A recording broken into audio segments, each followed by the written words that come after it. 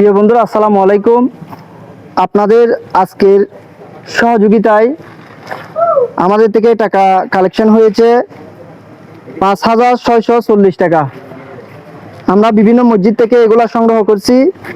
6টা মসজিদ থেকে আমরা টাকা সংগ্রহ করছি। এখানে 5,840 টাকা আপনাদের অনুদান, এগুলা ওনার হাতে তুলে দিব। তা আপনাদের এই টাকাগুলো আপনাদের টাকা, এই যে আজকে দিয়েছেন আপনারা, এরকম 5 টাকা 10 টাকা করে করে আজকে পর্যন্ত আমরা টাকা কালেকশন করছি 1,55,000 টাকা। তো আর যারা বলেন 5 টাকা দিয়ে কি হবে, এই 5 টাকা থেকে শুরু করে আজকে 1,55,000 টাকা হয়েছে। অতএব সবাই একটু সাহায্যের হাত বাড়িয়ে দিবেন। দেশ ও প্রবাসের সকলকে আমি আন্তরিকভাবে আহ্বান করছি, সবাই একটু এগিয়ে এসে এই সালাউদ্দিনের জন্য সাহায্য করেন।